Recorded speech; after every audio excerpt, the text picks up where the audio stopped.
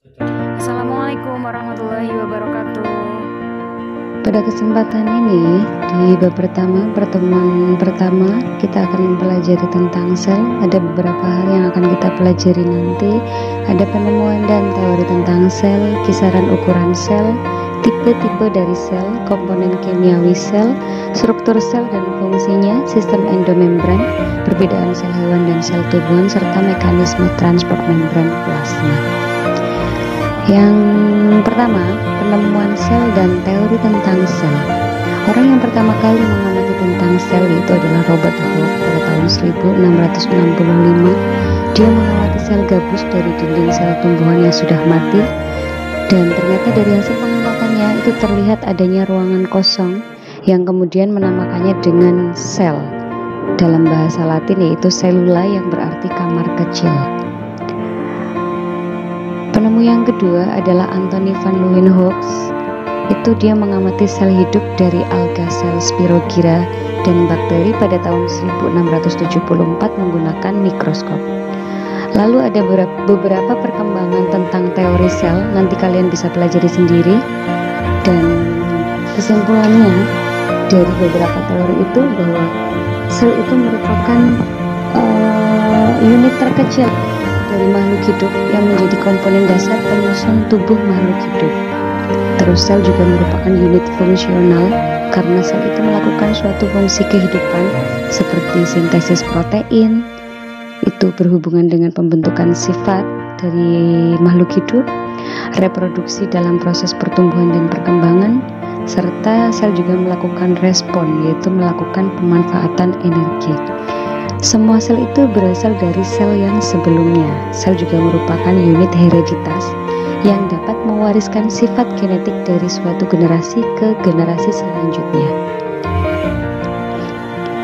Lalu bentuk dan ukuran dari sel.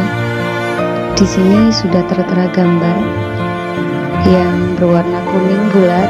Ini adalah sel telur, sedangkan sel-sel ini ada 3 kecil yang menempel di dindingnya, itu adalah sel sperma. Terus yang kedua ada sel amoeba, ini ada sel bakteri yang C.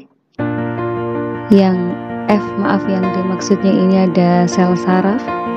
Di atasnya ada sel tumbuhan, dan di atasnya lagi ada sel epitel atau sel hewan.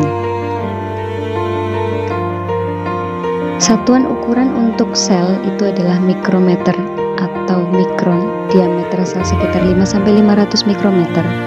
Terus sel prokariotik itu diameternya 1-10 mikrometer. Sel eukariotik berdiameter 10-100 mikrometer. Sel hewan yang terbesar adalah sel telur burung unta yang diameternya itu mencapai 15 cm. Sedangkan sel tumbuhan yang dapat dilihat tanpa mikroskop adalah serat kapas dan serat kapuk randu. Ada 2 tipe sel, yaitu sel prokariotik dan sel eukariotik. Sel prokariotik adalah berasal dari bahasa Yunani, yaitu dari kata pro yang artinya sebelumnya dan karyon yang artinya inti. Jadi sel prokariotik adalah sel yang belum memiliki inti sel dan tidak memiliki membran inti sel. Contohnya adalah sel bakteri.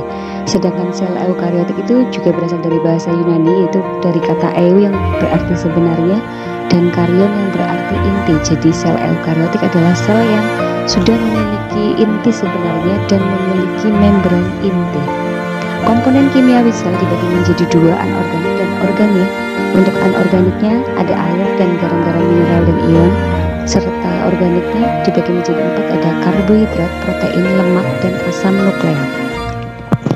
Karbohidrat itu dibagi juga menjadi 3 macam. Ada monosakarida, disakarida, dan polisakarida. Monosakarida itu contohnya ada senyawa gliserildehid, ribosa, glukosa, galaktosa, fruktosa, ribulosa maksudnya. Terus disakarida itu merupakan suatu ikatan kovalen yang terbentuk melalui reaksi dehidrasi. Contohnya ada maltosa, selobiosa, laktosa, dan sukrosa. Nah, sukrosa ini itu terdiri atas dari glukosa dan fruktosa. Gula yang kita makan sehari-hari merupakan contoh dari sukrosa. Yang ketiga adalah polisakarida. Yang kedua, senyawa organik yang kedua adalah protein. protein itu memiliki fungsi sebagai dukungan struktural, penyimpanan, transport substansi tertentu, pengiriman sinyal, pergerakan, enzim, dan pertahanan untuk melawan substansi atau benda-benda asing yang masuk ke dalam tubuh. Yang kedua ada lemak, atau kata lainnya adalah lipid. Fungsinya dia sebagai komponen struktural membran sel, cadangan bahan bakar, lapisan pelindung, komponen vitamin, dan komponen hormon. Yang keempat adalah asam nukleat. Asam nukleat ini berfungsi sebagai tempat penyimpanan sifat individu yang diwariskan serta penyimpanan energi dan koenzim. Oke, terima kasih. Untuk pertemuan selanjutnya kita akan bahas tentang struktur dan fungsi dari organel-organel sel. Terima kasih. Wassalamualaikum warahmatullahi wabarakatuh.